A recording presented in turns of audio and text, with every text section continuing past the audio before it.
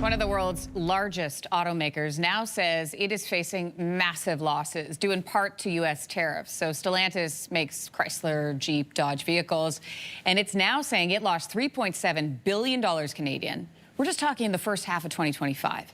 Joining me now from Ottawa to break this down and what this means for the auto industry in this country, I'm joined by Ian Lee, Associate Professor at the Sprott School of Business at Carleton University. Good morning to you. Good morning, Lindsay. It's a huge number, $3.7 billion. We're talking the first half of this year. Seems huge. What does this mean for the company? It is huge. The company's not yet at risk of failure, but these are they're going in the wrong direction. I mean, that's what it means. It's not only the tariffs, but let's be very clear. The tariffs are a major contributing factor for these losses. Stellantis, though, did have problems prior to this. I mean, they just changed the CEO. He left abruptly and prematurely last December because they were already having problems with their sales. Sales were down to North America. They've got structural problems inside the company, and I think it's part of the ongoing integration because they're really three companies in one. It's the old Fiat from Italy, Peugeot from France, and of course the North American Chrysler and Jeep.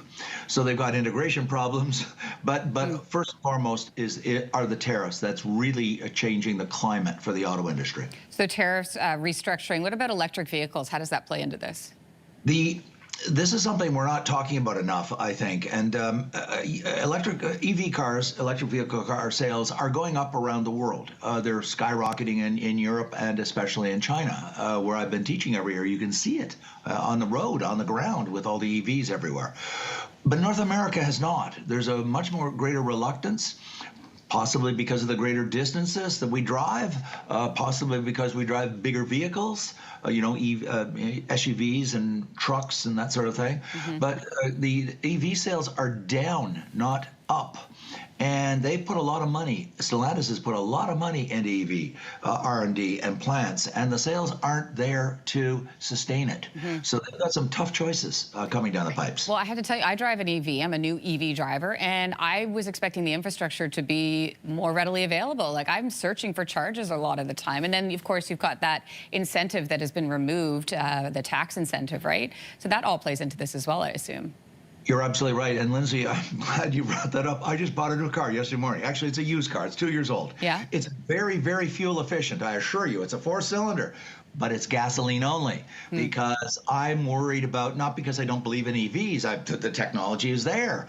The problem is what you just said, and I hear this over and over, it's the lack of infrastructure, charging infrastructure, and I don't want to run out of juice, and I can't recharge the car. And of course, the subsidies for EVs have declined very dramatically. And so and that's true in the States as well as Canada. So the whole market in North America is going in a different direction, at least for the foreseeable future, compared to Europe and Asia on EVs. You talked about the plants. So Stellantis has 3 assembly and operation plants in the country: Windsor, Brampton, Etobicoke. They've already had several temporary shutdowns. What will these losses mean for these plants and for the workers?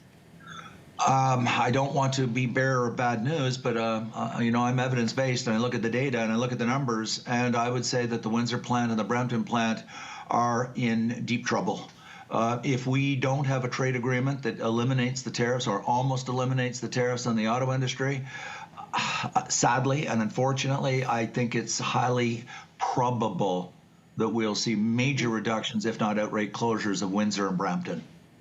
Oh, that's such tough news to hear, but the reality of the situation, and of course, when we think about the 35% tariff that could kick in on August the 1st. We don't know yet if a deal is going to be reached. The Prime Minister has said he does not expect a tariff-free deal.